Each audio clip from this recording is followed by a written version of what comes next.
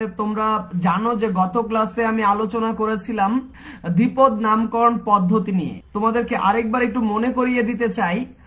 গত ক্লাসে আমি বলেছি যে দ্বিপদ নামকরণ পদ্ধতি অনুসারে একটা জীবের বৈজ্ঞানিক নামে দুটি অংশ বা পদ থাকতে পারে। প্রথম অংশটা গণ, দ্বিতীয় অংশটা হচ্ছে প্রজাতির নাম।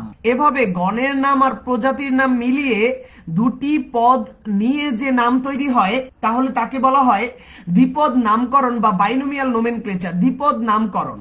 দ্বিপদ নামকরণ পদ্ধতি গত ক্লাসে কে যেন একজন প্রশ্ন করেছিল যে দ্বিপদ নামকরণ পদ্ধতি মানে কি বোঝাতে চান আপনি। অর্থাৎ কোন একটা জীবের বৈজ্ঞানিক নাম যার দুইটা অংশ বা পদ নিয়ে গঠিত, অর্থাৎ যার প্রথম অংশটা জেনাস বা গণের নাম, দ্বিতীয় অংশটা প্রজাতি বা স্পিসিসের নাম। এইরূপ দুইটা পদ নিয়ে গঠিত নামকরণের প্রক্রিয়াকে বলা হয় দ্বিপদ নামকরণ পদ্ধতি বা বাইনোমিয়াল নোমেনক্লেচার সিস্টেম। দ্বিপদ নামকরণ পদ্ধতি, একজন প্রশ্ন করেছিল আমাকে গত ক্লাসে যে দ্বিপদ নামকরণ পদ্ধতি বলতে মানে কোন পদ্ধতিগুলোকে বোঝাতে চাচ্ছেন। আজকে আমি ওর প্রশ্নের উত্তর ধরে দেখো EFGH অর্থাৎ এ থেকে এইচ পর্যন্ত কয়টা অংশ তোমাদের এই নামকরণের নিয়মাবলীতে রয়েছে। তাহলে ABCD আর এখানে রয়েছে 13 নম্বর পৃষ্ঠা EFGH। তাহলে মোট 8টি দ্বিপদ নামকরণ পদ্ধতির নিয়ম। দ্বিপদ নামকরণ পদ্ধতির নিয়ম হবে 8টা। এই 8টা নামকরণ পদ্ধতি আমি এখন তোমাদের বোঝানোর চেষ্টা করবো ইনশাল্লাহ। এবং তোমরা যারা লাইভে আছো তোমরা এই অংশটা ভালো করে লক্ষ্য করো, তোমাদের ক্লিয়ার হলে তারপর অবশ্যই আমাকে কমেন্টস করে জানাবা, অথবা কোনো কোশ্চেন থাকলে সেগুলোও নিব ইনশাল্লাহ। দেখো প্রথমে এখানে কি লেখা হচ্ছে, এখানে লেখা হচ্ছে নামকরণ ল্যাটিন ভাষায় কিংবা ল্যাটিন ভাষার মতো করে উপস্থাপন করতে হবে। এটা কি কথা? গত ক্লাসের সাথে এই কথাটা মিলছে না মনে হচ্ছে। গত ক্লাসে আমি বলেছিলাম নামকরণ ল্যাটিন শব্দেই হওয়া লাগবে। গত ক্লাসে আমি বলেছিলাম নামকরণ ল্যাটিন শব্দেই হতে হবে। সারা বিশ্বে নামকরণের নিয়মাবলী ল্যাটিনই হতে হবে। তুমি বাংলাদেশি হও, তুমি আমেরিকান হও, তুমি বাংলাদেশি হও, তুমি আমেরিকান হও, তুমি ইন্ডিয়ান হও, বা তুমি সৌদি আরবের যে কোনো দেশের হয়ে থাকো, তুমি নামকরণ করতে হবে ল্যাটিন ভাষায়। এটা হচ্ছে বিজ্ঞানী ক্যারোলাস লিনিয়াস নিয়ম করে দিয়েছে। তাহলে বিজ্ঞানী ক্যারোলাস লিনিয়াস একটা দ্বিপদ নামকরণের নিয়মাবলী আবিষ্কার করলো, এবং আবিষ্কার করে বিজ্ঞানী ক্যারোলাস লিনিয়াস বলে দিয়েছে 1753 সালে সুইডেনের বিজ্ঞানী ক্যারোলাস লিনিয়াস এই দ্বিপদ নামকরণ পদ্ধতি আবিষ্কার করেন, যেটা ছিল নিঃসন্দেহে একটা চমৎকার আবিষ্কার। তাহলে বিজ্ঞানী ক্যারোলাস লিনিয়াসের আবিষ্কৃত এই দ্বিপদ নামকরণের নিয়মাবলী, এটা হচ্ছে একটা চমৎকার আবিষ্কার আমাদের জন্য। লেখাই আছে লিনিয়াসের এই দ্বিপদ নামকরণ পদ্ধতি নিঃসন্দেহে একটা চমৎকার উদ্ভাবন। কিন্তু বিজ্ঞানী ক্যারোলাস লিনিয়াস বলে দিয়েছিল নামকরণ ল্যাটিন শব্দে হতে হবে যাতে সারা বিশ্বে একই নামে চলতে পারে। এখন এতে বিভিন্ন দেশের বিজ্ঞানীদের মধ্যে একটু মানে কষ্ট লাগা শুরু হয়েছিল, এবং এই কষ্ট দূর হয়েছে প্রায় 1950 সালের পরে। এই কষ্টের কিছুটা অংশ দূর হয়েছে, কারণ 19শ শতাব্দী এটা দূর করার চেষ্টা করেছে বিভিন্ন বিজ্ঞানীরা। তারা বলছে যে নামকরণ ল্যাটিন ভাষায় করতে হবে। বিজ্ঞানী ক্যারোলাস লিনিয়াস একজন আবিষ্কারক, তাকে তো আমরা সম্মান করি, কিন্তু উনি হচ্ছে একদম আইন করে দিল নামকরণ ল্যাটিন ভাষায় হতে হবে। তাহলে আমরা অন্য দেশের বিজ্ঞানীদের কি কোনো মূল্য নাই? আমরা ল্যাটিন ভাষা জানতেই হবে আমাদের। এটা তো হচ্ছে একটা অনিয়ম হয়ে যাচ্ছে। তো বিজ্ঞানীদের সংগ্রামের কারণে, বিজ্ঞানীদের যুদ্ধের কারণে সবশেষে নামকরণের সংস্থা একটু শিথিল হয়েছে। নামকরণের সংস্থা বলছে ঠিক আছে, ক্যারোলাস লিনিয়াসকেও সম্মান করব আমরা, এবং বর্তমানে আপনারা যে আন্দোলন করছেন আপনাদের দাবিটাও রাখবো। অর্থাৎ নামকরণ ল্যাটিন করব, অথবা অন্য ভাষায় নাম দিলেও ল্যাটিন ভাষার একটু ছোঁয়া দিতে হবে, মানে ল্যাটিন ভাষার মতো করতে হবে, ল্যাটিন ভাষার মতো করতে হবে। যেমন তোমাদের অনেকেই দেখা যায় হিন্দি সিরিয়াল দেখতে দেখতে এমন অবস্থা হয় বাংলা কথাগুলোকেও হিন্দি সিরিয়ালের মতো করে অনেকে বলার চেষ্টা করে। তাহলে কারো কথা শুনলে আমরা বলে দিতে পারি যে ও সিরিয়াল দেখে দেখে ওর ভাষাটা এমন হয়ে যাচ্ছে। বা কেউ হচ্ছে এই হিন্দি ভাষা শুনতে শুনতে দেখা দেখা যায় বাংলা ভাষার মাঝখানে মাঝখানে হিন্দি ভাষা একটু একটু করে জুড়ে দেয়। তাহলে এভাবে বলা যায় যে কারো ভাষার মধ্যে অন্য ভাষা ঢুকে যাচ্ছে। সো নামকরণে যদি অন্য ভাষা দিতে চাও দিতে পারবা, বিজ্ঞানীদের সমর্থন হচ্ছে ল্যাটিন ভাষাই করো, যেহেতু ক্যারোলাস লিনিয়াস বলে দিয়ে গেছে এই নিয়ম। কিন্তু অন্য ভাষা দিলেও ল্যাটিন ভাষার মতো করতে হবে, একটু ল্যাটিন ভাষার। যেমন তোমরা দেখো মানুষের বৈজ্ঞানিক নাম হচ্ছে হোমো স্যাপিয়ান্স, মানুষের বৈজ্ঞানিক নাম 13 পৃষ্ঠা একদম নিচে, মানুষের বৈজ্ঞানিক নাম 13 পৃষ্ঠা একদম নিচে হোমো স্যাপিয়ান্স। এটা হোমোটাও ল্যাটিন শব্দ, স্যাপিয়ান্সটাও ল্যাটিন শব্দ। আবার গত ক্লাসে আমি বলেছি গোল আলুর বৈজ্ঞানিক নাম সোলানাম টিউবারোসাম, সোলানামও ল্যাটিন শব্দ, টিউবারোসামও ল্যাটিন শব্দ। তাহলে এই উদাহরণগুলো হচ্ছে নামকরণের ভাষা টোটালটাই ল্যাটিন, কিন্তু ল্যাটিন ভাষার মতো করেও নাম দেওয়া যাচ্ছে বর্তমানে। যেমন বাংলাদেশের একজন তরুণ প্রাণী বিজ্ঞানী আছে যার নাম হচ্ছে সাজিদ আলী হাওলাদার স্যার। বাংলাদেশে একজন তরুণ প্রাণী বিজ্ঞানী আছে যার নাম হচ্ছে সাজিদ আলী হাওলাদার স্যার। উনি এমন একটা ব্যাঙ আবিষ্কার করেছে যেটা এই পৃথিবীর কোন বিজ্ঞানী সেটা আবিষ্কার করতে পারেনি। আমি তোমাদের গত কয়েকটা ক্লাস জুড়ে আমি তোমাদের প্রায়ই বলছি, হঠাৎ করে মণিপুর স্কুল খুলে গেল এবং মণিপুর স্কুলে যে তুমি এমন কিছু প্রাণী এমন কিছু উদ্ভিদ আবিষ্কার করেছো বা খুঁজে পেয়েছো যেটা এই পৃথিবীর আর কোনো বিজ্ঞানী খুঁজে পায়নি বা জানে না।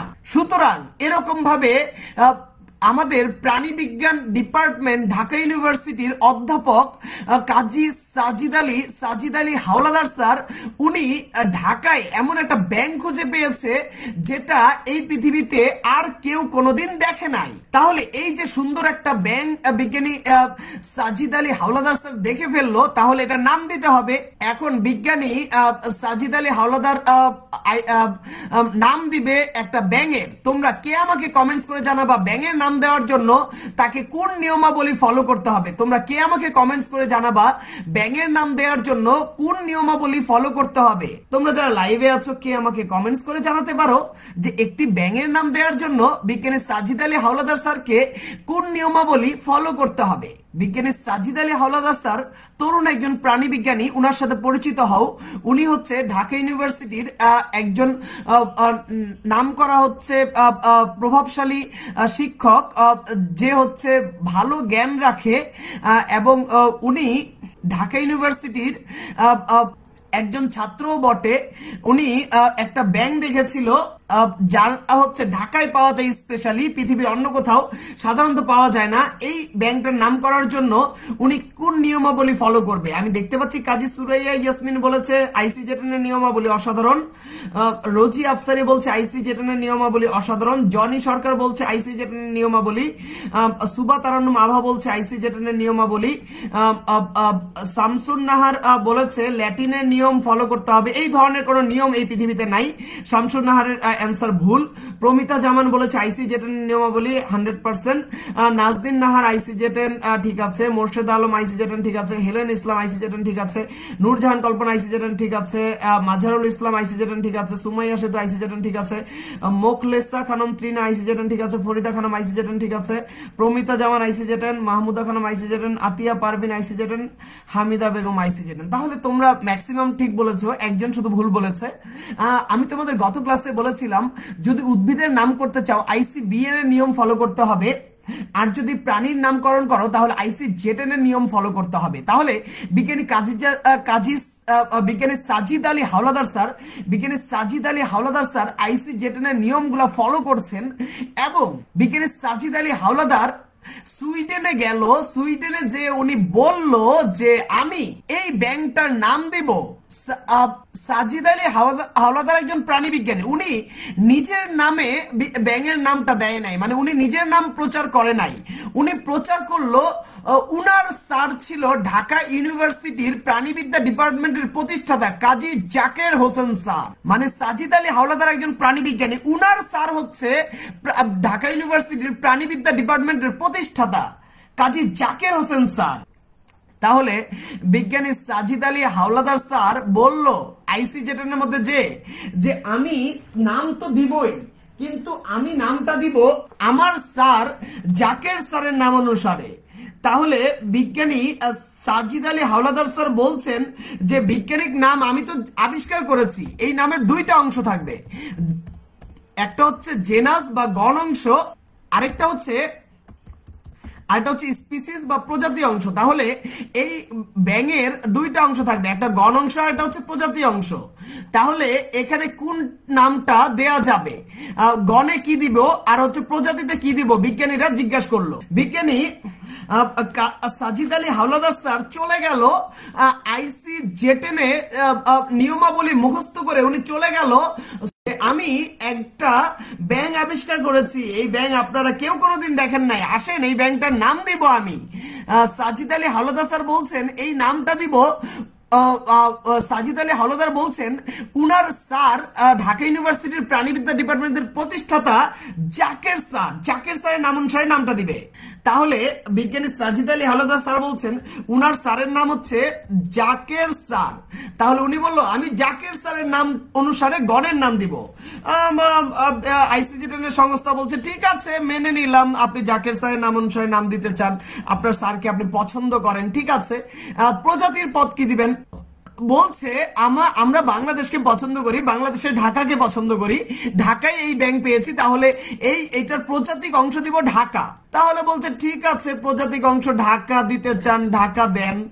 এখন বিজ্ঞানীরা ICJ-10 মধ্যে বলছে আপনি জাকেরও দিলেন একটা হচ্ছে বাংলাদেশি নাম, ঢাকাও দিলেন একটা বাংলাদেশি নাম, সবই হচ্ছে আপনার অন্য ভাষা হয়ে গেল। কিন্তু ক্যারোলাস লিনিয়াসকে একটু সম্মান দেখান, আমরা তো বর্তমানে শিথিল হয়েছি যে ল্যাটিন ভাষা ছাড়া অন্য ভাষা আমরা নিব, কিন্তু একটু ল্যাটিন ভাষার ছোঁয়া দিতে হবে, ল্যাটিন ভাষার মতো করে উপস্থাপন করতে হবে। তখন হাওলাদার স্যার বলছেন তাহলে কি করব, ল্যাটিন ভাষা কি দেওয়া যায় এখানে। তখন আমাদেরকে হাওলাদার স্যারকে ICJ-10 সংস্থা বলছেন জানেন ব্যাংকে আমরা ল্যাটিনরা কি বলি, ব্যাংকে আমরা ল্যাটিনরা বলি রানা, ব্যাংকে আমরা ল্যাটিনরা বলি রানা। তোমাদেরকে আমি এখন পর্যন্ত অনেকগুলো ল্যাটিন ভাষা বলেছি, আশা করছি তোমাদের ল্যাটিন ভাষাগুলো কিছুটা হলেও মনে আছে। যেমন আজকে আরেকটা ল্যাটিন শব্দ আমি তোমাকে বলে দিলাম যে রানা, রানা মানে কি, আমি তোমাকে আজকে বলে দিলাম ল্যাটিন ভাষায় আরেকটা হচ্ছে রানা, ল্যাটিন ভাষায় রানা, অথবা অনেক ল্যাটিনরা বলে রানাই, অনেকে বলে রানা অথবা অনেকে বলে রানাই, এটা মানে হচ্ছে ব্যাং। তাহলে ল্যাটিন দেশে রানা মানে হচ্ছে ব্যাং। তাহলে আমরা বর্তমানে ল্যাটিন ভাষার আরেকটা অর্থ শিখলাম, যেটার অর্থ হচ্ছে, ল্যাটিন শব্দটার অর্থ হচ্ছে ব্যাং। তাহলে আমি তোমাদেরকে আজকে বলে দিতে চাই যে রানা মানে হচ্ছে ব্যাং।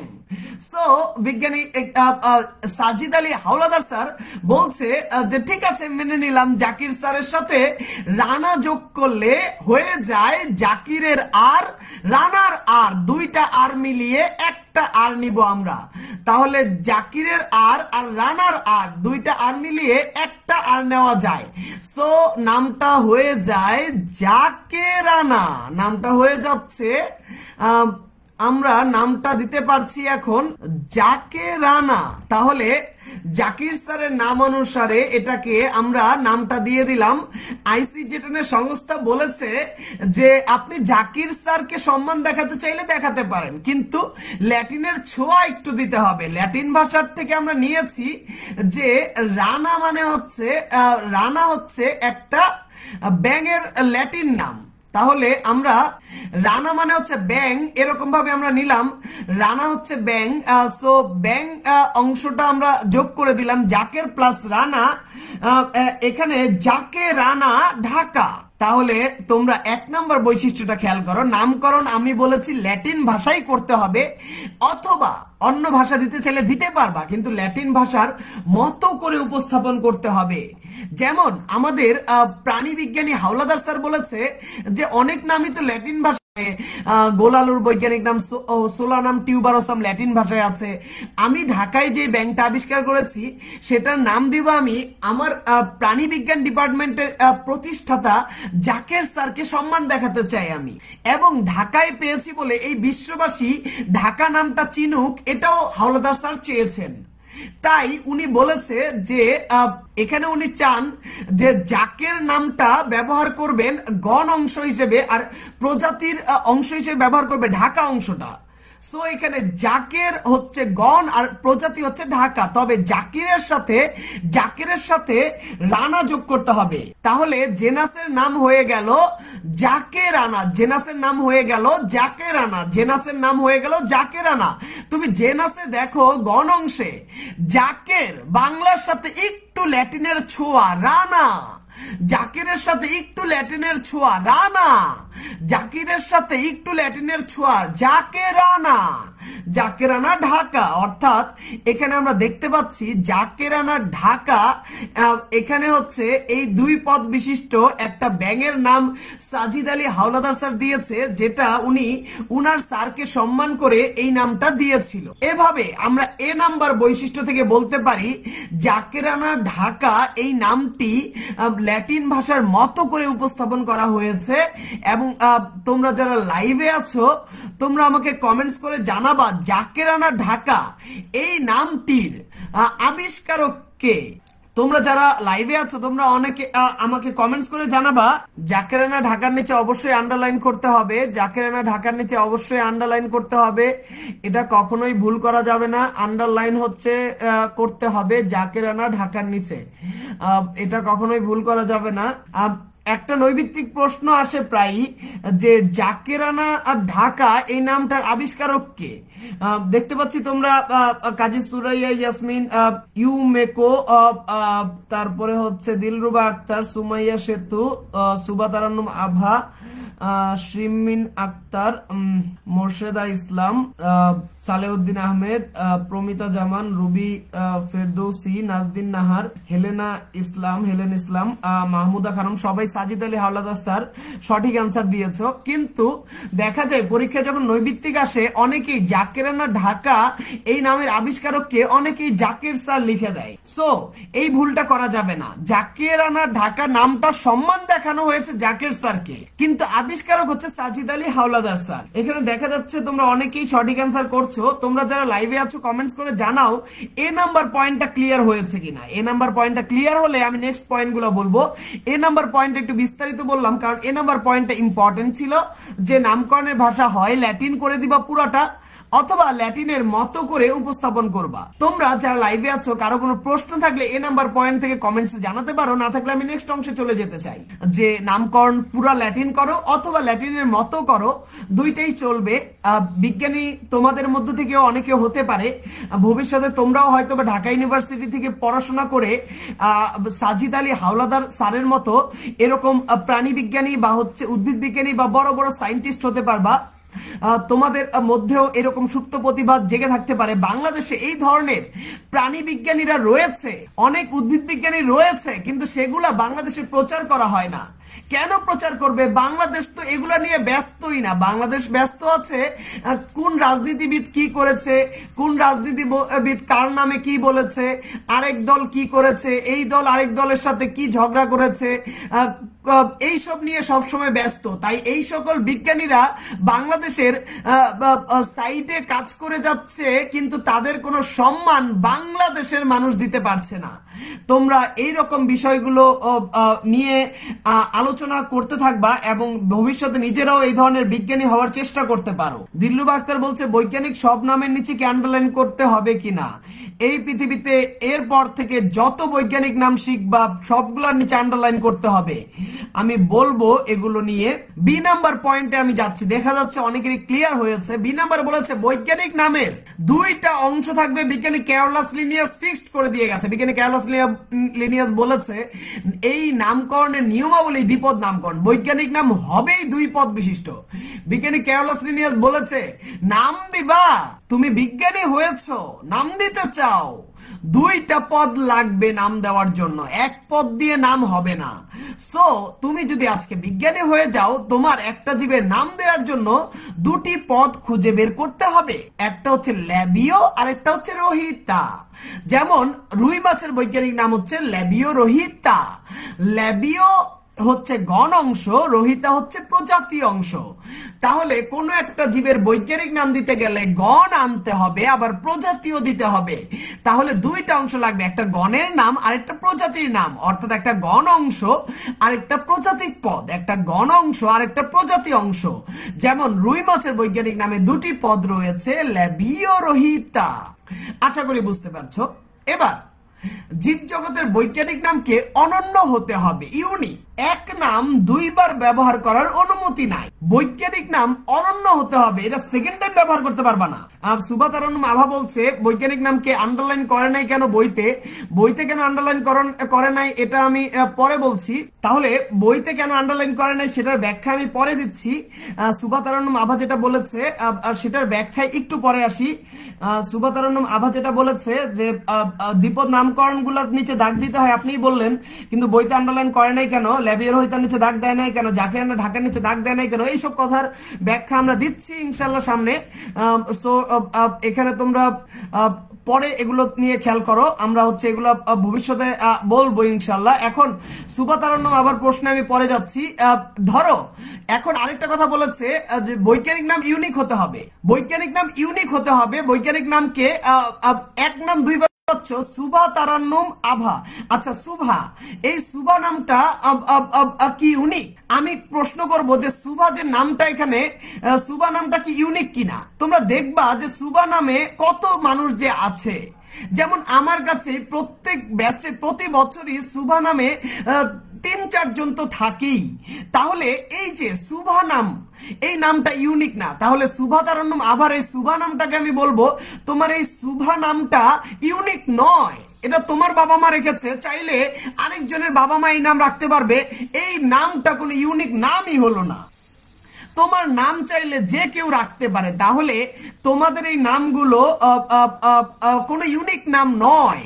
যেমন এখানে আরেকজন কমেন্টস করেছে যে কিম সৃষ্টি, যেমন সৃষ্টি, এই সৃষ্টি নামটা এত কমন একটা নাম যে এটাও হচ্ছে প্রায় দেখা যায়, এবং কিম নামটাও হচ্ছে বাংলাদেশে কমন না হলেও কোরিয়াতে এই কিম নামটাও অনেক কমন। সো দেখা যাচ্ছে এই ধরনের সৃষ্টি নাম, কিম নাম, এগুলো সবগুলো হচ্ছে কমন নাম। সো এগুলো ইউনিক কোনো নাম নয়। কিন্তু তুমি যে বৈজ্ঞানিক নামটা দিবা, বৈজ্ঞানিক নাম অনন্য হতে হবে। মানে এই হোমো স্যাপিয়েন্স, এই যে নামটা, এই নামটা সেকেন্ড কেউ ব্যবহার করতে পারবে না, ইউনিক নাম। তুমি নতুন ব্যাঙ আবিষ্কার করেছো, তুমি নতুন নাম দাও, তুমি এই জাকের স্যারের নাম কপি করতে পারবা না। তাহলে আমি তোমাকে বলতে চাই যে এখানে সেকেন্ড টাইম তুমি কোনো নাম ব্যবহার করতে পারবা না। একবার যেই নাম ইউজ হয়েছে সেই নাম সেকেন্ড টাইম ব্যবহার করার অনুমতি নেই। সো বৈজ্ঞানিক নামকরণটা অনন্য হতে হবে। বৈজ্ঞানিক নাম সেকেন্ড টাইম ব্যবহার করা যায় না, এক নাম সেকেন্ড টাইম ব্যবহার করার অনুমতি নাই, ওয়ান টাইম সবকিছু। ডি নাম্বারে বলছে যে বৈজ্ঞানিক নামের প্রথম অক্ষর বড় হবে, বাকি অক্ষরগুলো ছোট হবে। বৈজ্ঞানিক নামের প্রথম অক্ষরটা বড় হবে এবং দ্বিতীয় অংশের সবগুলো অক্ষর ছোট লিখতে হবে। যেমন আমি তোমাকে এখন হোমো স্যাপিয়েন্স নামটা একটু লিখে দেখাই।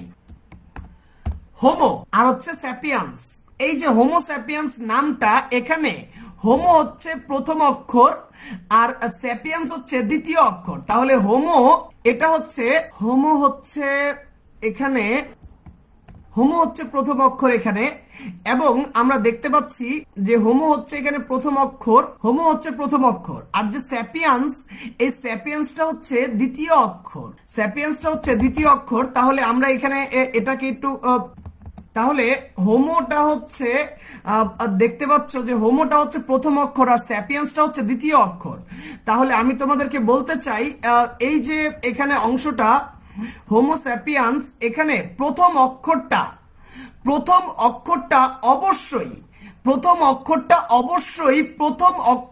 প্রথম ওয়ার্ডের ফার্স্ট লেটারটা বড় হাতের ক্যাপিটাল লেটারে হবে, ফার্স্ট লেটারটা ক্যাপিটাল হবে, বাকি সবগুলা ওয়ার্ড ছোট হাতের অক্ষরে হবে। তাহলে এখানে প্রথম অক্ষরটা প্রথম অক্ষরের প্রথম শব্দের প্রথম অক্ষরটা বড় হাতের হবে, প্রথম অক্ষরের বাকি অক্ষরগুলো ছোট হাতের হবে। আর হচ্ছে দেখা যাচ্ছে দ্বিতীয় অক্ষরের সবগুলাই ছোট। তাহলে নামকরণ লেখার সময় এই কথাটা তোমরা খুব ভালো করে শুনে রাখো, আজকে এই কথাটা খুব ভালো করে শুনে রাখো। প্রথম শব্দের প্রথম অক্ষরটা বড় হাতের হবে, প্রথম শব্দের বাকি অক্ষরগুলো ছোট হাতের অক্ষরে হবে। আর দ্বিতীয় শব্দের সবগুলো অক্ষরই ছোট হাতের হবে। দেখো হোমো স্যাপিয়ান্সের দুইটা শব্দ, একটা হচ্ছে হোমো আর একটা হচ্ছে স্যাপিয়ান্স। প্রথম শব্দের প্রথম অক্ষরটা বড় হাতের, বাকি সবগুলো ছোট। দ্বিতীয় শব্দের প্রত্যেকটাই ছোট হবে। দেখো এই এস লেখার থেকে আমি পছন্দ করি, যে এই এসটা দাও তোমরা, কারণ এই এসটা দিলে সুবিধা হচ্ছে বড় ছোট হাতের এসে পার্থক্য হয় না। অনেকে দেখা যায় এসটাকে এভাবে লেখো, এইভাবে এস লেখার সময় দেখা যায় একটা প্রবলেম হয় কি, এভাবে এস লেখার ফলে একটা প্রবলেম হয়ে যায় যে এই এসটা অনেকের একটু বড় হয়ে যায়। সো সেই ক্ষেত্রে তুমি নামকরণে 0 পেয়ে যাচ্ছ। সো আমি তোমাকে বলতে চাই নামকরণের ক্ষেত্রে তুমি প্রয়োজন বোধে এই এসটা ব্যবহার করো, এতে সুবিধা হবে। সো এখন যে নিয়মটা আমি বলছি সেই নিয়মটা ফলো করো, যে বৈজ্ঞানিক নামের প্রথম অক্ষর বড় হবে। বৈজ্ঞানিক নামের প্রথম অংশ, বৈজ্ঞানিক নামে তো দুইটা অংশ, একটা প্রথম অংশ একটা দ্বিতীয় অংশ। প্রথম অংশের প্রথম অক্ষর বড়, বাকিগুলো ছোট। দেখো প্রথম অংশের প্রথম অক্ষর বড়, বাকিগুলা ছোট। আর বৈজ্ঞানিক নামের যে দ্বিতীয় অংশ, বৈজ্ঞানিক নামের দ্বিতীয় অংশের সবগুলাই ছোট অক্ষর, বৈজ্ঞানিক নামের দ্বিতীয় অংশের সবগুলাই ছোট। তোমরা যারা লাইভে আছো এই অংশটা বুঝতে পেরেছো কিনা, 2 নাম্বার পয়েন্টটা বুঝতে পেরেছো কিনা দ্রুত কমেন্টস করে জানো, তাহলে আমি নেক্সট অংশে যাব। বৈজ্ঞানিক নামের দুইটা অংশ, প্রথম অংশ আর একটা দ্বিতীয় অংশ। প্রথম অংশ বা প্রথম অক্ষরের প্রথম অংশ, সরি এটা অংশ লেখাটা উচিত। তাহলে বৈজ্ঞানিক নামের দুইটা অংশ, প্রথম অংশ হচ্ছে প্রথম অংশের প্রথম অক্ষরটা বড় হবে, বাকি অংশগুলো ছোট হবে, আর দ্বিতীয় অংশ পুরোটাই ছোট। আচ্ছা দেখা যাচ্ছে তোমরা কমেন্টস করেছো, বুঝতে পেরেছো, তাহলে আমি সময় নষ্ট না করে সামনে আগাতে থাকি। ই নাম্বার পয়েন্টে বলেছে বৈজ্ঞানিক নাম মুদ্রণের সময় সব সময় ইটালিক অক্ষরে লিখতে হবে, এবং এফ নাম্বার পয়েন্ট হাতে লেখার সময় গণ প্রজাতির নিচে আলাদা আলাদা দাগ দিতে হবে। যেমন ওরাইজাস স্যাটিভার নিচে দাগ দিয়েছে, কাতলা মাছের বৈজ্ঞানিক নাম কাতলা, কাতলার নিচে দাগ দিয়েছে। দেখো বইতে দাগ দিয়েছে যে হাতে লেখার সময় নিচে দাগ দিতে হবে, হাতে লেখার সময় নিচে দাগ দিতে হবে। যেমন হোমোর নিচে দাগ হবে, হাতে লেখার সময় হোমোর নিচে দাগ হবে, হাতে লেখার সময় স্যাপিয়ান্সের নিচে দাগ হবে। সো হাতে লিখলে দাগ হবে, কিন্তু তুমি যখন একটা প্রিন্ট করবা বা একটা কিছু ছাপিয়ে দিবা, সো মুদ্রণের সময় তুমি এরকম লেখার নিচে দাগ দেওয়ার দরকার নাই। মুদ্রণের সময় সর্বদা ইটালিক অক্ষর লিখতে হবে, মুদ্রণের সময় সর্বদা ইটালিক অক্ষর লিখতে হবে। সাপোজ আমি এখন এটাকে মুদ্রণ করছি বা হচ্ছে তোমাদের শীট দেওয়ার জন্য টাইপ করছি, আমি তোমাদের শীট দেওয়ার জন্য এটা রেডি করেছি, তো আমি যেহেতু মুদ্রণ করছি আমি এটা প্রিন্ট দিব, সো আমি কি নিচে দাগ দিব?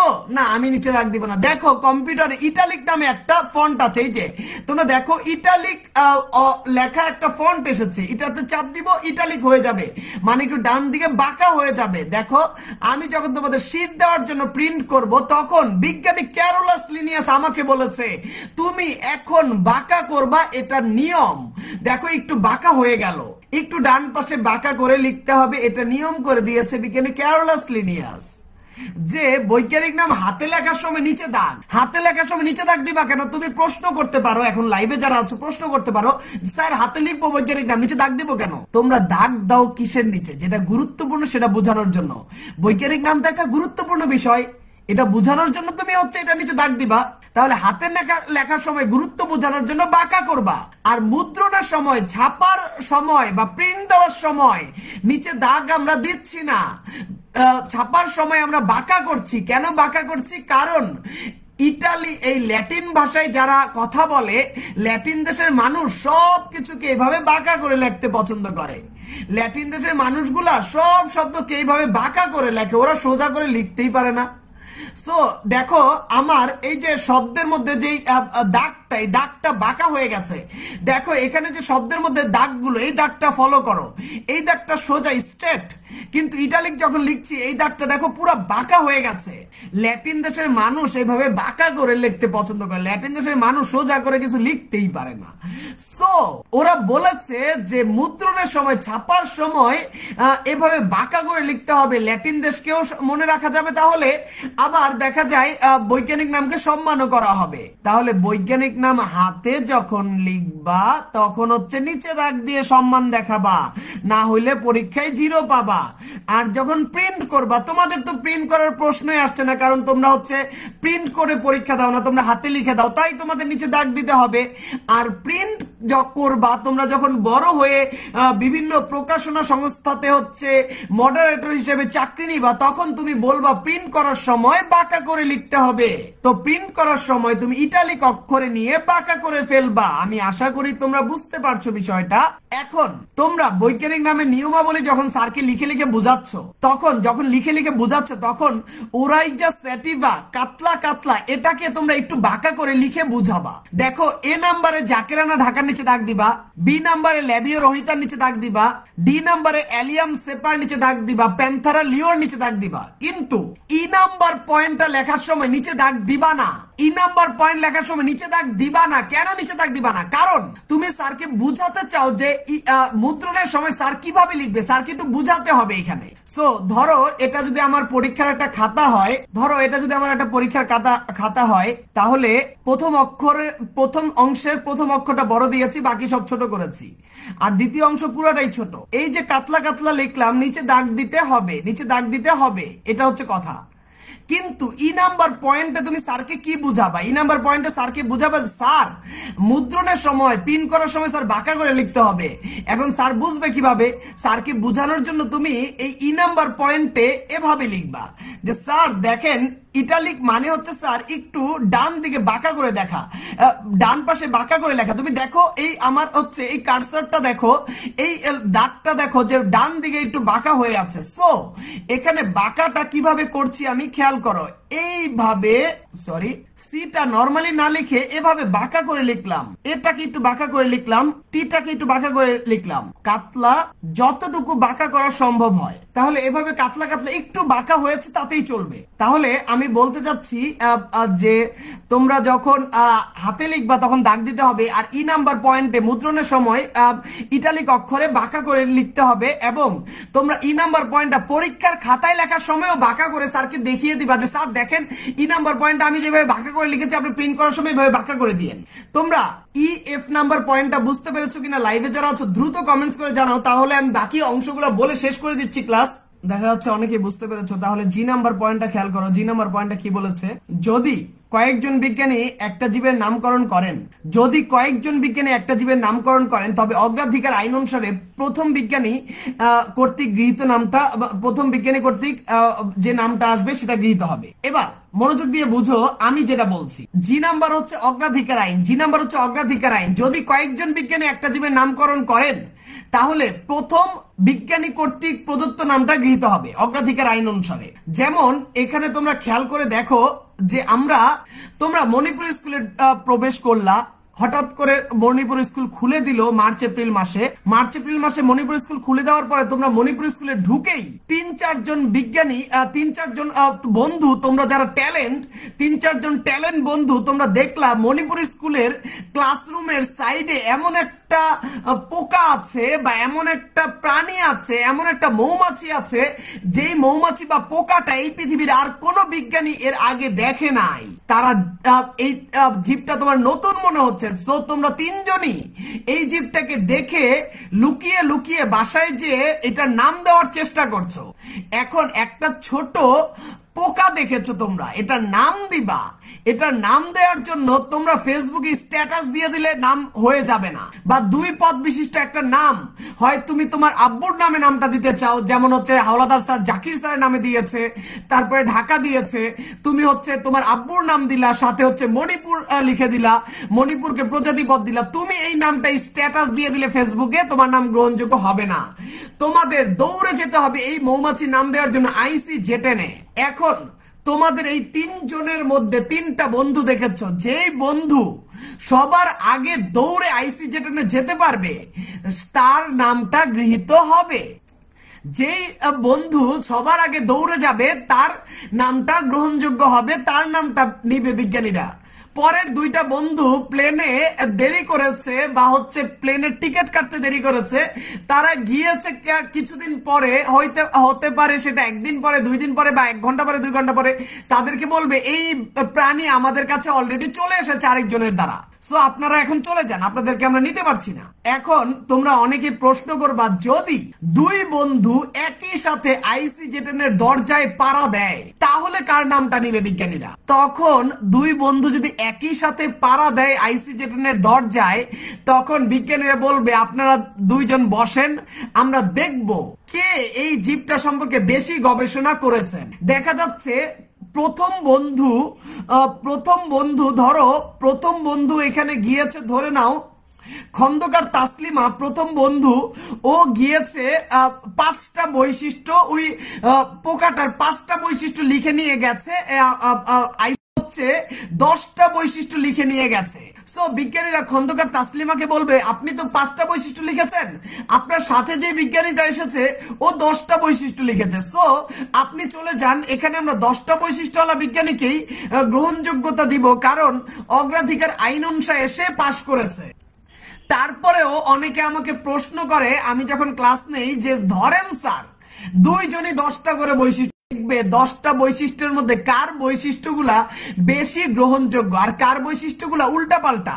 তোমরা পরীক্ষায় বৈশিষ্ট্য আসলে 10টা বৈশিষ্ট্য আসলে অনেকেই 10টা বৈশিষ্ট্য লেখো, কিন্তু দেখা যায় কারো 10টা বৈশিষ্ট্য বানিয়ে বানিয়ে লিখেছে, আর কেউ 10টা বৈশিষ্ট্য একদম সঠিক বইয়ের লাইনগুলো লিখেছে। সো যদি দেখা যায় 10টা বৈশিষ্ট্য দুইজনে লিখেছে, যার বৈশিষ্ট্যটা একটু দেখা যাবে যে সঠিক বা হচ্ছে সবচেয়ে গ্রহণযোগ্য বা সুন্দর বৈশিষ্ট্য, তাকে নেওয়া হবে, তাকে বিজ্ঞানীরা প্রাধান্য দিবে। সো দেখা যাচ্ছে দুইজন বিজ্ঞানী গেলে অগ্রাধিকার আইন অনুসারে নামটা নেওয়া হবে। এবার H নাম্বার পয়েন্ট, যিনি প্রথম কোন জীবের বৈজ্ঞানিক নাম দিবেন, প্রথম যে বৈজ্ঞানিক নাম দিবেন তার নাম বিজ্ঞানিক নামের শেষে সংযুক্ত করে দিতে হবে এবং সালটাও লিখতে হবে। যেমন তোমরা আমাকে বলতে পারো যে হচ্ছে এখানে ধরে নাও দুইজন বিজ্ঞানী গেল, একজন হচ্ছে মরিয়ম বেগম আর একজন হচ্ছে কে এম সোহেল রেজা। এখন ধরো কে এম সোহেল রেজার নামটা হচ্ছে কে এম সোহেল রেজার এই অংশটা, এই নামটা গ্রহণযোগ্য হলো, বিজ্ঞানিক নামের শেষে সব সময় লিখে দিতে হবে। যেমন এখানে আমরা দেখতে পাচ্ছি যে হোমো স্যাপিয়েন্স নামটা দিয়েছিল বিজ্ঞানী ক্যারোলাস লিনিয়াস, তাই হোমো স্যাপিয়েন্স এর নিচে সব সময় লিনিয়াস লিখতে হবে। এবং উনি হোমো স্যাপিয়েন্স এর নামটা 1758 সালে দিয়েছিল, সেটা হচ্ছে লিখে দিতে হবে। আমি যে লিনিয়াস, আমি গত ক্লাসে তোমাদের তো বলেছিলাম যে সকল উদ্ভিদের নাম দিয়েছে বিজ্ঞানী ক্যারোলাস লিনিয়াস 1753 সালে, আর সকল প্রাণীর নাম দিয়েছে 1758 সালে। সুতরাং তোমরা এখানে তো তাই দেখতে পাচ্ছ, ওরাইজা স্যাটিভা ধানের নাম বিজ্ঞানী ক্যারোলাস লিনিয়াস দিয়েছিল 1753 সালে। উনার কোন বইতে 1753 সালে দিয়েছিল? উনার বইটার নাম ছিল 1753 সালে যে বইটা লিখেছিল স্পিসিস প্লান্টেরাম, বইতে উদ্ভিদের নাম দিয়েছিল, আর 1758 সালে প্রাণীর নাম দিয়েছিল সিস্টেমা ন্যাচারি বইতে। সুতরাং বিজ্ঞানী ক্যারোলাস লিনিয়াস হোমো স্যাপিয়েন্স আবিষ্কার করেছিল লিনিয়াস 1758 এবং ওরাইজা স্যাটিভার সাথে ছিল লিনিয়াস 1753। সুতরাং আমি তোমাকে বলতে চাই, যদি তুমি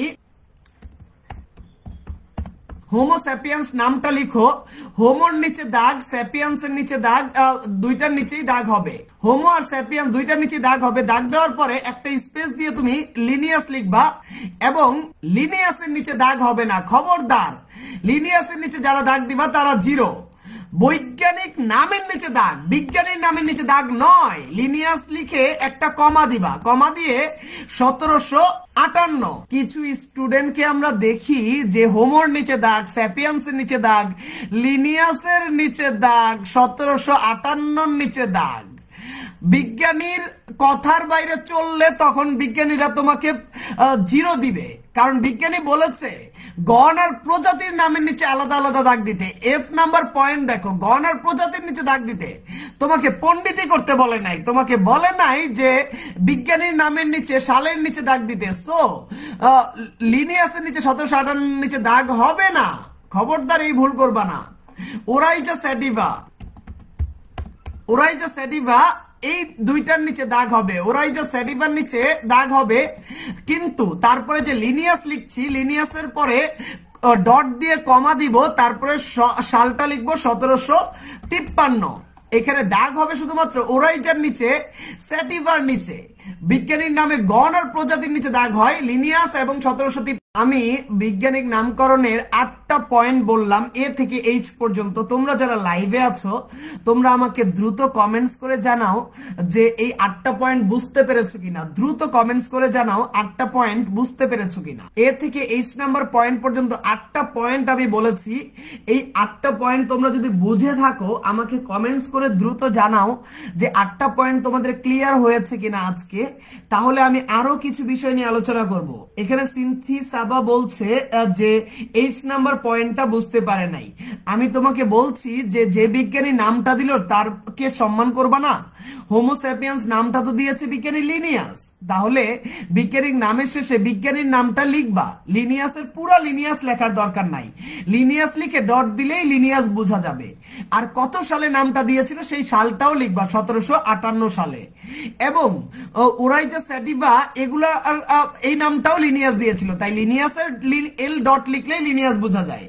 এল এর পরে ডট দেওয়া হয় কারণ লিনিয়াসকে সম্পূর্ণ লিনিয়াস লিখতে সময় নষ্ট হয়, তাই এল ডট লিখলে লিনিয়াস বোঝা যায়। আর কমা কেন দেয়া হয়? এই সালটা লিখবো, এর জন্য নতুন আরেকটা তথ্য আসবে বলে এখানে কমা দেওয়া হয়। সুবাতারণ্যম আবার প্রশ্ন করেছে যে লিনিয়াসের পরে ডট কেন? পুরো লিনিয়াস লিখি নাই তাই ডট। কমা কেন? নতুন আরেকটা বিষয় লিখবো তাই কমা। 1753। এবং আমি বলেছিলাম যে উদ্ভিদের নাম, ওরাইজা স্যাটিভা হচ্ছে ধানের বৈজ্ঞানিক নাম। উদ্ভিদের নামগুলো 1753 সালে লিনিয়াস দিয়েছিল, সেটার প্রমাণ আমরা এখানেও দেখতে পাচ্ছি। আর প্রাণীর নামগুলো বিজ্ঞানী লিনিয়াস 1758 সালে দিয়েছিল, সেটার প্রমাণ আমরা এখানে দেখতে পাচ্ছি। সিনথিস আভা যে প্রশ্ন করেছিল, সুবাতারণ্যম আভা যে প্রশ্ন করেছিল, তোমাদের ক্লিয়ার হয়েছে কিনা দ্রুত কমেন্টস করে জানালে আমি নেক্সট অংশ বলতে পারবো ইনশাআল্লাহ। দেখা যাচ্ছে তোমরা ম্যাক্সিমাম এখানে বুঝতে পেরেছো। আমি এখন বলা শুরু করব 13 নম্বর পৃষ্ঠা, বৈজ্ঞানিক নামগুলার প্রোনাউন্সিয়েশন আমি বলে দিচ্ছি। তোমরা যারা লাইভে আছো এই প্রোনাউন্সিয়েশন গুলো শুনে যাও। তোমরা এটা সম্পূর্ণ মুখস্থ করে আজকের মধ্যে আব্বু আম্মুকে পড়া দিবা, আম্মুকে পড়া দিবা, আব্বুকে পড়া দিবা, দুইজনের কাছে পড়া দিবা। যে পর্যন্ত তোমাদের এইটার প্রোনাউন্সিয়েশন এবং বানান ঠিক হচ্ছে না, লিখে লিখে আব্বু আম্মুকে বলবা যে আমি লিখছি, তুমি বইয়ের সাথে মিলিয়ে দেখো ঠিক লিখেছে কিনা। যদি বানান ভুল হয়, যদি প্রোনাউন্সিয়েশন ভুল হয়, তাহলে এগুলা আবার প্র্যাকটিস করবা। বানান ঠিক না হলে তুমি পরীক্ষায় 0 পাবা। তুমি যদি এখানে হোমোস্যাপিয়েন্সের জায়গায় আইটা দিতে ভুলে যাও, হোমোস্যাপিয়েন্সের আইটা দিতে ভুলে যাও, তাহলে তুমি 0 পাবা। অথবা হোমোস্যাপিয়েন্সের ইটা দিতে ভুলে যাও, পরীক্ষায় তুমি 0 পাবা। সুতরাং প্রত্যেকটা বানান ঠিক হতে হবে। আমি প্রোনাউন্সিয়েশন গুলো বলছি, আমার সাথে তোমরা উচ্চারণ করে মিলিয়ে নিবা। এখনই উচ্চারণ করে একবার মিলিয়ে নাও। ধানের বৈজ্ঞানিক নাম ওরাইজা স্যাটিভা, ধানের বৈজ্ঞানিক নাম ওরাইজা স্যাটিভা, ধানের বৈজ্ঞানিক নাম ওরাইজা স্যাটিভা। আমি 3বার করে প্রোনাউন্সিয়েশন করছি, তোমরা আমার সাথে 3বার করে উচ্চারণ করো। পাটের বৈজ্ঞানিক নাম কর্কোরাস ক্যাপসুলারিস, পাটের বৈজ্ঞানিক নাম কর্কোরাস ক্যাপসুলারিস, পাটের বৈজ্ঞানিক নাম কর্কোরাস ক্যাপসুলারিস। আমি প্রোনাউন্সিয়েশনটা বলে দিচ্ছি, বানানটা তোমরা বাসা থেকে শিখে নিবা। এখানে সিনথিস আভা একটা ভালো প্রশ্ন করেছে, সিনথিস আভার কমেন্টসটা তোমরা ফলো করো। সিনথিস আভা বলছে যে যদি মানুষের সায়েন্টিফিক নেম আসে, যে মানুষের বৈজ্ঞানিক নাম লেখো, তখন আমরা কি হোমোস্যাপিয়েন্স অনলি লিখবো নাকি হোমোস্যাপিয়েন্স লিনিয়াস 1758 লিখবো? এখন হচ্ছে প্রশ্নের উত্তর হচ্ছে হোমোস্যাপিয়েন্স, মানুষের বৈজ্ঞানিক নাম চেয়েছে জ্ঞানমূলক প্রশ্নে। হোমোস্যাপিয়েন্স লিখলেও 1 পাবা, আর যে হোমোস্যাপিয়েন্স লিনিয়াস 1758 লিখবে সেও 1 পাবে। কিন্তু আমি তোমাকে বলতে চাই যে হোমোস্যাপিয়েন্স লিনিয়াস 1758 তুমি এটাই লিখবা। কেন তুমি এটা লিখবা? কারণ এটা লিখে তুমি 1 পাবা, কিন্তু স্যার তোমাকে খুশি মনে 1 দিবে। এই খুশি হওয়ার কারণে, স্যার যে খুশি হয়ে গেল, এই কারণে তুমি গগ হতে ভালো নাম্বার পাবা। তাই সিনথিস আভা তোমাকে আমি জানাতে চাই যে জ্ঞানমূলকে আসলে শুধু হোমোস্যাপিয়েন্স লিখলেও তুমি 1 পাবা, কিন্তু লিনিয়াস 1758 লিখে দিলে তোমার প্রতি স্যার কতই না খুশি হবে। আচ্ছা, প্রোনাউন্সিয়েশনটা আমি বলে দিচ্ছি, বানানগুলা বাসায় শিখবা, বাবা মার কাছে পরীক্ষা দিবা বানানটা, এবং আমি পরীক্ষা নিব চ্যাপ্টার শেষ হলে।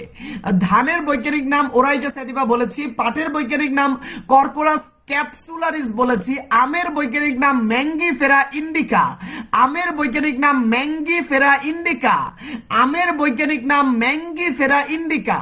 কাঁঠালের বৈজ্ঞানিক নাম আর্টোকার্পাস হেটারোফাইলাস, কাঁঠালের বৈজ্ঞানিক নাম আর্টোকার্পাস হেটারোফাইলাস, কাঁঠালের বৈজ্ঞানিক নাম আর্টোকার্পাস হেটারোফাইলাস। শাপলার বৈজ্ঞানিক নাম নিমফিয়া নোচালি, শাপলার বৈজ্ঞানিক নাম নিমফিয়া নোচালি, শাপলার বৈজ্ঞানিক নাম নিমফিয়া নোচালি।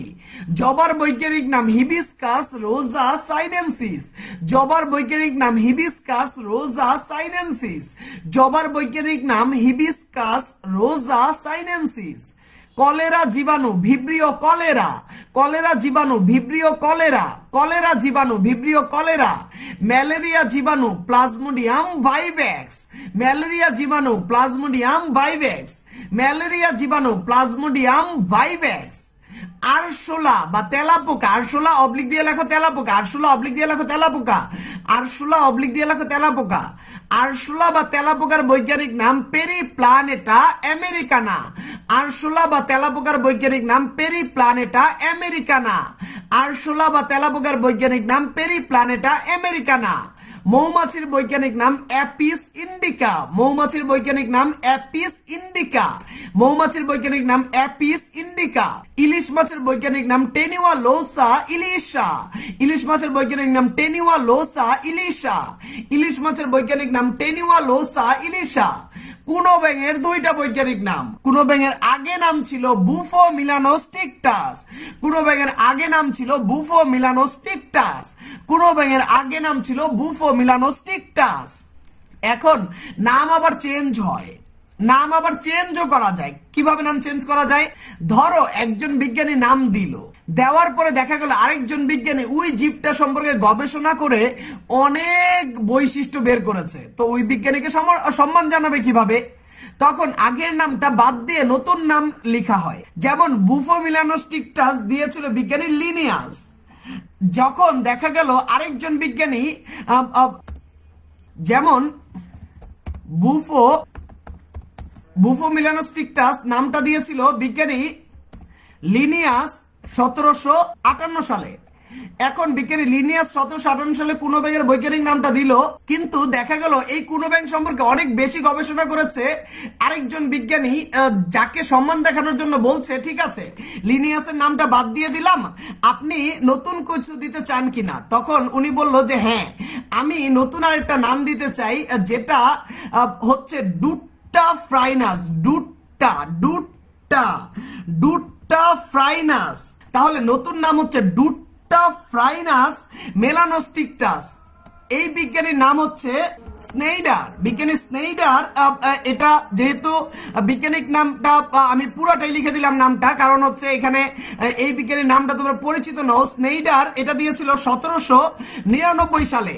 তাহলে বুফো মিলানোস্টিকটাস বাতিল হয়ে গেল 1758 সাল থেকে, এটা 1799 সালে বাতিল হলো, কারণ বিজ্ঞানী স্নেইডার অনেক গবেষণা করে এই ব্যাঙ সম্পর্কে অনেক গবেষণা করেছিল, উনাকে সম্মান দেখানোর জন্য ওই লিনিয়াসের নামটা বাতিল করে নতুন নাম দেয়া হয় ডুট্টা ফ্রাইনাস মিলানোস্টিকটাস।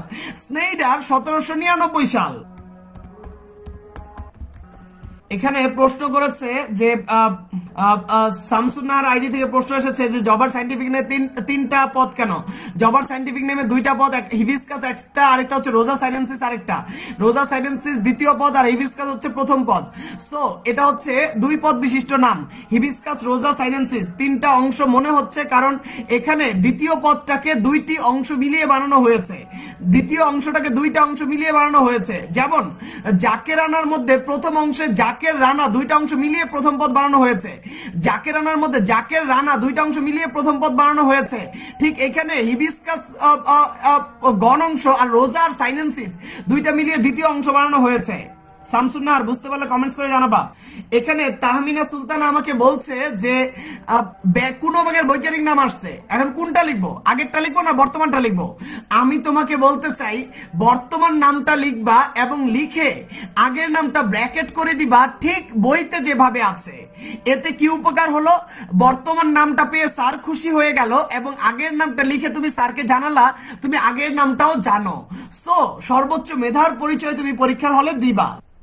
আচ্ছা, এখানে সুবা তারুণ্যম আভা প্রশ্ন করছে যে ইন্ডিকা মানে কি স্যার? এখানে ইন্ডিকা হচ্ছে ম্যাঙ্গিফেরার নিচেও ইন্ডিকা, ম্যাঙ্গিফেরার পরেও ইন্ডিকা, আবার অ্যাপিসের পরেও ইন্ডিকা, মানে আম এর প্রজাতিক পদেও ইন্ডিকা, আবার দেখা যাচ্ছে মৌমাছির প্রজাতিক পদ ইন্ডিকা। ইন্ডিকা শব্দটার অর্থ তোমরা অনেকেই জানো, ইন্ডিকা মানে হচ্ছে ইন্ডিয়ান সাবকন্টিনেন্ট। ইন্ডিয়ান সাবকন্টিনেন্ট হচ্ছে ইন্ডিয়ান উপমহাদেশ। তোমরা যারা হচ্ছে ক্লাস করছো তোমরা অনেকেই জানো হয়তো যে আমরা ভারতীয় উপমহাদেশে অবস্থান করছি, বা আমাদের উপমহাদেশ হচ্ছে ভারত। আমরা ভারতীয় উপমহাদেশে অবস্থান করি। এশিয়া আমাদের হচ্ছে মহাদেশ, আর আমাদের উপমহাদেশ হচ্ছে ইন্ডিয়ান সাবকন্টিনেন্ট, অর্থাৎ আমরা ইন্ডিয়ান সাবকন্টিনেন্টে বসবাস করছি। সো এখানে আমি তোমাকে বলে দিতে চাই যে ইন্ডিকা মানে হচ্ছে ইন্ডিয়ান সাবকন্টিনেন্ট বা ভারতীয় উপমহাদেশ। সো এখানে ম্যাঙ্গিফেরা ইন্ডিকা আম সাধারণত ভারতীয় উপমহাদেশ, বাংলাদেশ, ভারত, পাকিস্তান এই দেশগুলোতেই পাওয়া যায় এবং মৌমাছির উপদ্রব এই এলাকাগুলোতেই বেশি। তাই ম্যাঙ্গিফেরা ইন্ডিকা মানে হচ্ছে ইন্ডিয়ান সাবকন্টিনেন্টে পাওয়া যায়, এটা বোঝানোর জন্য। অ্যাপিস ইন্ডিকা ইন্ডিয়ান সাবকন্টিনেন্টে পাওয়া যায়। এরকম নামে অনেক মিল পাবা, যেমন রয়্যাল বেঙ্গল টাইগারের নাম হচ্ছে প্যান্থারা টাইগ্রিস, রয়্যাল বেঙ্গল টাইগারের বৈজ্ঞানিক নাম প্যান্থারা টাইগ্রিস। আবার হচ্ছে সিংহের বৈজ্ঞানিক নাম প্যান্থারা লিও, সিংহের বৈজ্ঞানিক নাম প্যান্থারা লিও। প্যান্থারা শব্দের অর্থ হচ্ছে বিড়ালের মতো দেখতে, বিড়ালের মতো দেখতে, বা হচ্ছে যারা থাবা দিয়ে কোনো কিছু খেতে পছন্দ করে। প্যান্থারা মানে হচ্ছে বিড়ালের মতো দেখতে, বা হচ্ছে যারা থাবা দিয়ে খাবার খায় তাদেরকে বলে প্যান্থারা। তো রয়্যাল বেঙ্গল টাইগারের বৈজ্ঞানিক নাম প্যান্থারা টাইগ্রিস, সিংহের বৈজ্ঞানিক নাম প্যান্থারা লিও। দোয়েল পাখির বৈজ্ঞানিক নাম কপসাইকাস সোলারিস, দোয়েল পাখির বৈজ্ঞানিক নাম কপসাইকাস সোলারিস, দোয়েল পাখির বৈজ্ঞানিক নাম কপসাইকাস সোলারিস, দোয়েল পাখির বৈজ্ঞানিক নাম কপসাইকাস সোলারিস। মানুষের বৈজ্ঞানিক নাম হোমো স্যাপিয়েন্স। তোমরা যারা লাইভে আছো কমেন্টস করে জানাবা আমাকে যে তোমাদের ক্লিয়ার হয়েছে কিনা। তোমরা যারা লাইভে আছো আমাকে কমেন্টস করে জানাবা যে তোমাদের ক্লিয়ার হয়েছে কিনা বিষয়গুলা। এখানে আমি দেখতে পাচ্ছি যে তাহমিনা সুলতানা বলেছে ক্যাটের বৈজ্ঞানিক নাম কি। এখন তো সবগুলো বৈজ্ঞানিক নাম আসলে বলা সম্ভব নয়, তবে যেহেতু একটা প্রশ্ন দেখেছি এটার অ্যান্সার দিয়ে যাই। ক্যাটের বৈজ্ঞানিক নাম হচ্ছে ফেলিস ক্যাটাস, হচ্ছে ক্যাটাস বা হচ্ছে বিড়ালের বৈজ্ঞানিক নাম। এরকম ভাবে বৈজ্ঞানিক নাম হচ্ছে তোমাদের বইতে যেগুলো আছে সেগুলোই তোমাদের জন্য ইম্পর্টেন্ট, বাকিগুলো জানার দরকার নেই অ্যাকচুয়ালি, যেহেতু জানতে চাইলো ও এই জন্য বললাম। তো এভাবে আমি এখানে ফরিদা খানম বলছে যে ইন্ডিকা তো দুইটার মধ্যেই হলো, তাহলে কি ইন্ডিকা মানে এটা ইউনিক হলো? একটা শব্দ দুই জায়গায় ব্যবহার হলে সমস্যা নাই, দুইটা পদ মিলিয়ে এইটা ইউনিক হতে হবে। যেমন ম্যাঙ্গিফেরা ইন্ডিকা দুইটা পদ মিলিয়ে ইউনিক, অ্যাপিস ইন্ডিকা দুইটা পদ মিলিয়ে ইউনিক, এটা হইতে হবে। আমি এটা বোঝাতে চেয়েছি। একটা শব্দ বারবার ব্যবহার করা যাবে না সেটা বলি নাই, দুইটা পদ মিলিয়ে এইটা ইউনিক হতে হবে। যেমন ম্যাঙ্গিফেরা ইন্ডিকা এটা সেকেন্ড টাইম ব্যবহার করা যাবে না। তুমি ম্যাঙ্গিফেরা হচ্ছে আমেরিকা বানাও, সমস্যা নাই। আমেরিকায় নতুন নাম হয়েছে ম্যাঙ্গিফেরা আমেরিকা, চলবে, সমস্যা নাই। তুমি ম্যাঙ্গিফেরা নাম 10 বার ইউজ করতে পারবা, কিন্তু সেকেন্ড অংশটা হচ্ছে ইউজ করা যাবে না। মানে দুইটা অংশ মিলিয়ে এইটা ইউনিক হইতে হবে, দুইটা অংশ মিলিয়ে যে অংশটা আছে এটা সেকেন্ড টাইম ব্যবহার করা যাবে না। ফরিদা খানম তুমি বুঝতে পারলে আমাকে কমেন্টস করে জানাবা। এখানে সিনথিসাবা বলছে যে অনেক বিজ্ঞানী নামের ক্ষেত্রে প্রথম অক্ষরগুলো সেম হয়, সেই ক্ষেত্রে কিভাবে বুঝবো যে প্রথম অক্ষর কোনটা দিব? যেমন সবার আগের বিজ্ঞানী লিনিয়াস, উনাকে হচ্ছে এল দ্বারা ডট দ্বারা প্রকাশ করি, লিনিয়াসকে এল ডট। তারপরে যদি আরেকজন বিজ্ঞানী আসে ল্যামার্ক, তাহলে তাকে এল ডট দেওয়া হবে না, তার নামে আসবে এল এ। লেমার্ককে এল দ্বারা প্রকাশ করা হবে না, লেমার্ককে দেওয়া হবে এল এ। তাহলে প্রথম বিজ্ঞানী প্রথম ওয়ার্ড দিয়ে প্রকাশ পাবে, তারপরে বিজ্ঞানীর ওয়ার্ড একটা বাড়বে, তারপরে যদি আরো বিজ্ঞানী আসে তাহলে ওয়ার্ড বাড়তে থাকবে। সিনথিস আপা বুঝতে পেরেছো কিনা কমেন্টস করে জানাবা। তাহলে আজকের আলোচনা এতটুকুই রাখতে চাই। আমি সবাইকে বৈজ্ঞানিক নামগুলো আরেকবার বলে দিয়ে যাই। সাজিদ আলী হাওলাদার স্যারের ব্যাংকটা হচ্ছে জাকেরানা ঢাকা। রুই মাছের বৈজ্ঞানিক নাম ল্যাবিও রোহিতা। তারপরে হচ্ছে পেঁয়াজের বৈজ্ঞানিক নাম অ্যালিয়াম সেপা। সিংহের বৈজ্ঞানিক নাম প্যান্থারা লিও। ধানের বৈজ্ঞানিক নাম ওরাইজা স্যাটিভা। কাতলা মাছের বৈজ্ঞানিক নাম কাতলা কাতলা। তারপরে হচ্ছে ধানের বৈজ্ঞানিক নাম ওরাইজা স্যাটিভা। পাটের বৈজ্ঞানিক নাম কর্কোরাস ক্যাপসুলারিস। আমের বৈজ্ঞানিক নাম ম্যাঙ্গিফেরা ইন্ডিকা। কাঁঠাল আর্টোকার্পাস হেটারোফাইলাস। শাপলা নিমফিয়া নোচালি। জবা হিবিস্কাস রোজা সাইনেন্সিস। কলেরা জীবাণু ভিব্রিও কলেরা। ম্যালেরিয়া জীবাণু প্লাজমোডিয়াম ভাইভেক্স। আরশোলা পেরিপ্লানেটা আমেরিকানা। মৌমাছি অ্যাপিস ইন্ডিকা। ইলিশ টেনিওয়ালোসা ইলিশা। কুনোব্যাং ডুট্টা ফ্রাইনাস মিলানোস্ট্রিকটাস, আগে ছিল বুফো মিলানোস্ট্রিকটাস।